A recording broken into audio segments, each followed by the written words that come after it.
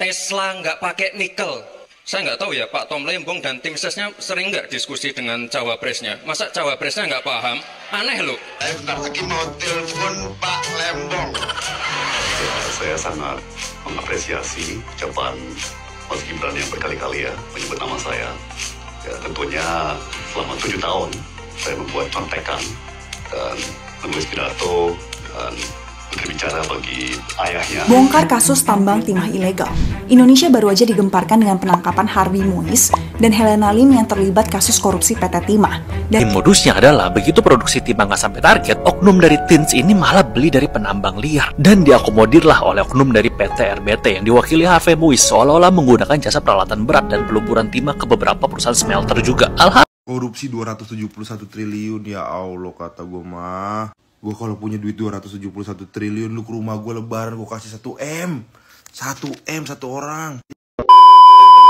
Masyarakat Indonesia khususnya netizen di TikTok ya, itu viral banget, rame banget.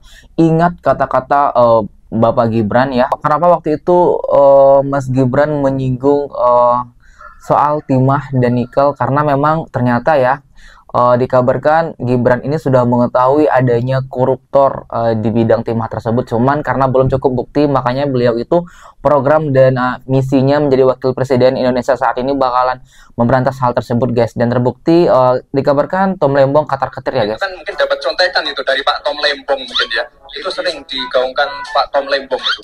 Saya nggak tahu ya, Pak Tom Lembong dan tim sesnya sering nggak diskusi dengan cawapresnya. Saya bentar lagi mau telepon Pak Lembong. Saya sangat mengapresiasi ucapan Mas Gibran yang berkali-kali ya menyebut nama saya. Ya, tentunya selama 7 tahun saya membuat contekan dan menulis pidato dan berbicara bagi ayahnya Pak Presiden. Dan saya bisa mendeteksi sebuah rasa rindu mungkin ya, bahwa saya tidak lagi di situ. Intinya guys ya, banyak sekali yang katar-ketir di saat Gibran dan Bapak Prabowo Subianto jika beliau terpilih menjadi presiden. Terbukti dari hasil KPU yang keluar kemarin, tim dari 01 dan 03 itu saja langsung ketar-ketir dan melakukan gugatan ke MK. Karena apa? Karena takut Gibran dan Bapak Prabowo Subianto ini bakalan membersihkan Indonesia, memajukan Indonesia, melenyapkan, memiskinkan koruptor-koruptor di Indonesia ini. Makanya mereka pada ketar-ketir guys.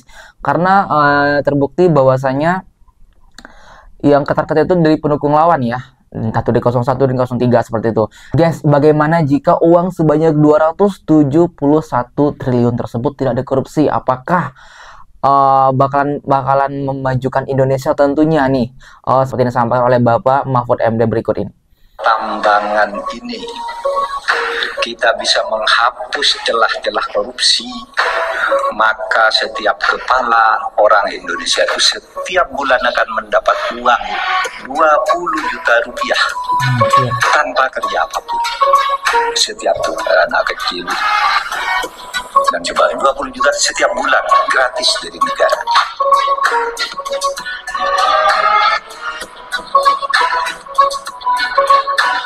Apa yang bakal terjadi jika korupsi tadi kita masukkan ke dalam pendapatan negara? Setiap warga negara yang pengangguran pun mendapat uang bulanan guys. Memang sebanyak apa sih 271 triliun itu? Kalau kita nabung dalam 1M sehari guys, berarti untuk mendapatkan uang sebanyak itu kita butuh waktu 742 tahun. Gila gak? Saking banyaknya korupsi pertambangan di Indonesia yang sudah mengakar ini guys. Guys, jadi ya guys ya, kita sebagai warga negara Indonesia yang tidak bekerja misalkan ya, bakal kebagian 20 juta per bulan jika seandainya jumlah yang dikorupsi sebanyak 271 triliun tersebut dibagikan kepada masyarakat Indonesia merata. Kita bakal kebagian sebulannya itu 20 juta guys. Saking banyaknya itu uang 271 triliun. Sumpah sih ini parah banget ya. Uang sebanyak itu dikorupsi, dimakan oleh oknum-oknum yang tidak bertanggung jawab untuk dia pribadi dan keluarganya. Sedangkan masih banyak sekali masyarakat Indonesia yang sangat-sangat kelaparan, pengangguran, kemiskinan seperti itu ya. Kita lihat bagaimana tanggapan-tanggapan dari para netizen dan warga negara Indonesia lainnya. Kasus tambang timah ilegal, coba kita bongkar skemanya. Bikin Indonesia rugi 271 triliun dan yang terlibat Harvey Muiz dan Helena Lim yang ditahan untuk dilakukan penyelidikan. Menurut Kejaksaan Agung ada 11 deretan tersangka. Awalnya memang tambang ilegal ini udah dari beberapa tahun yang lalu. Tapi modusnya adalah begitu produksi timah nggak sampai target, oknum dari Tins ini malah beli dari penambang liar. Dan diakomodirlah oleh oknum dari PT RBT yang diwakili HV Muiz seolah-olah menggunakan jasa peralatan berat dan peluburan timah ke beberapa perusahaan smelter juga. Alhasil produksi Tins turun drastis dari 60.000 ton jadi 20.000 ton doang di 2023. Keuntungannya disisihkan untuk dibagi-bagikan ke oknum-oknum tadi melalui CSR. CSR itu Corporate Social Responsibilities. Gampangnya adalah dana perusahaan yang seharusnya buat nyumbang atau aktivitas sosial lainnya. Dana CSR ini dikelola sama manajer PT QSA yaitu Helena Lim. Total kerugian negara itu sampai 271 triliun. Nilai kerugiannya aja juga masih belum final menurut Kejagung. Ini masih bisa lebih. Nah guys, jadi ini aja belum final loh. Uang sebanyak 271 triliun tersebut masih belum final, bisa aja lebih ya kata Kejagung. Nah jadi ternyata suami dari Sandra Dewi ini telah bekerja sama ya dengan yang sudah tertangkap sebelumnya korupsi juga, yaitu Helena Lim. Ternyata kemewahan dan kehedonan yang mereka miliki itu hasil dari korupsi guys. Yang kasihannya itu ini loh guys, Bangka Belitung itu bener-bener masih banyak sekali angka pengangguran, kemiskinan, ekonomi di bawah rata-rata guys ya, karena memang sumber dayanya sudah dikorupsi oleh orang-orang tidak bertanggung jawab gitu guys ya. Harvey Muiz, suami Sandra Dewi, ditetapkan jadi tersangka dan ditahan oleh Kejaksaan Agung Republik Indonesia. Dia terjerat kasus korupsi PT Timah, dan kasus ini sebenarnya nggak baru, ini kasus udah lama banget, udah bertahun-tahun. Dan dia juga bukan tersangka yang pertama, dia tersangka ke-16 dengan kerugian negara mencapai 271 triliun rupiah. Parah, ini gede banget sih.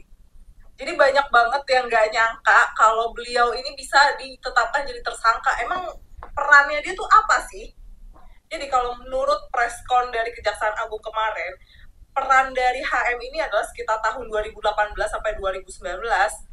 HM ini selaku perwakilan dari PT Refine Bangkatin atau RBT. Nah, dia nih yang menghubungi Direktur PT Timah. HM minta tolong nih ke Direktur PT Timah untuk mengakomodir kegiatan pertambangan ilegal di daerah IUP PT Timah. Jadi, dia inisiatornya. Inisiatornya ya guys ya. Nah, akhirnya disepakati sewa menyewa peralatan processing peleburan timah, di mana menurut Kejaksaan si HM ini mengkondisikan agar smelter sejumlah perusahaan yang mana dia itu adalah pemegang sahamnya jadi bisa mengikuti kegiatan tersebut. Selain itu, HM juga diduga memerintahkan pemilik smelter untuk menyisihkan sebagian keuntungan usahanya terus dibagi-bagi untuk dia dan tersangka lainnya. Nah, pembagian uangnya tuh disamarkan. Nah, caranya gimana? Melalui CSR atau Corporate Social Responsibility yang disalurkan melalui PT QSA yang mana manajernya itu adalah si Helena Lim. Helena Lim yang tadi ya guys ya. Yang kemarin jadi tersangka juga. Nah jadi ya guys ya, yang kita bingungkan juga ya di saat Harvey ini ditahan ya, ditangkap, resmi dijadikan tersangka, tidak ada penyesalan dari raut wajahnya tuh bener-bener tenang banget gitu, tenang sekali. Tidak ada kelihatan muka yang menunjukkan kepanikan atau takut atau menyesal dan lain-lain, tapi dia sangat tenang dan seperti tidak terjadi apa-apa guys gitu. Jadi kayak juga sempat membuat netizen bingung ya dengan tingkahnya. Dari kasusnya suami Sandra Dewi yang korupsi 271 triliun loh, ini bukan miliar. Ini menyadarkan gue bahwa selama ini bukan gue yang kurang kerja keras, tapi emang gue nya aja yang kurang berani buat maling. Jadi sukses di usia muda dengan cara yang halal, menurut gue itu gak semudah itu. Gue yang udah jalanin nih, gak segampang itu. Di usia yang masih sangat muda udah bisa jadi crazy rich. Kebayang gak sih kalau 271 triliun itu dibagi oleh seluruh rakyat Indonesia, dan satu orang itu masih kebagian hampir 1 juta, dan ini dinikmati oleh Sandra satu orang dan keluarganya. Kebayang gak sih itu duit sebanyak itu mereka gimana cara pakainya? Jadi selama ini tuh skincare-nya Sandra Dewi, glamornya Sandra Dewi, mobilnya Sandra Dewi, jet pribadinya Sandra Dewi itu sebenarnya duit kita, guys. Ya guys, jadi tapi kita simpulkan di sini ya, ternyata kemewahan dan kehedonan yang di flexing oleh mereka-mereka yang mengaku sebagai Crazy Rich itu belum tentu hasil dari keringat dia sendiri, uang halal dari pekerjaannya ya guys ya. Karena banyak sekali sekarang kasus-kasus korupsi yang terjadi dengan usia yang sangat muda dan pengalaman kerja yang terbilang belum lama tapi sudah bisa menjadi sultan atau Crazy Rich ya guys ya. Dengan kejadian korupsi senilai 271 triliun tersebut, banyak sekali netizen Indonesia yang mengeluh-elukan Pak Gibran dan Prabowo karena memang sempat beliau menyinggung soal timah, nikel dan memberantas korupsi dalam program-programnya.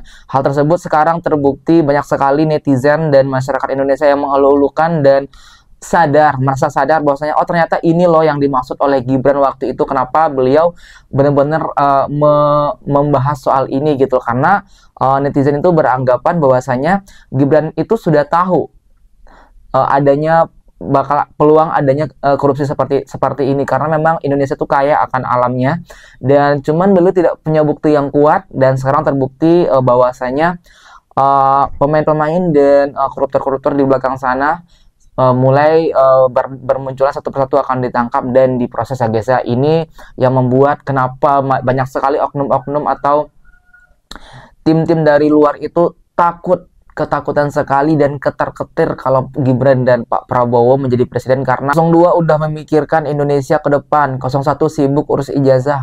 Masya Allah, remaja tapi pintar, semoga adil dan makmur. Yakin amanah banget 02, mantap.